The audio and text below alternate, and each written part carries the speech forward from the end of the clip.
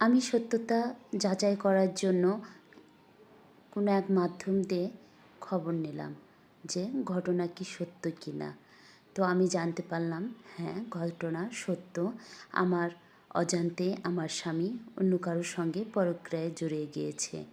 আমি তো ভাবতেও পারিনি যে স্বামী আমাকে এত ভালোবাসে, যার জীবনের থেকেও বেশি আমাকে মূল্য দিয়েছে, আমাকে ভালোবাসা দিয়েছে, সে কী করে রাতারাতি আমাকে ভুলে অন্য একটা মেয়ের প্রেমে নিজে মশগুল হয়ে গেল।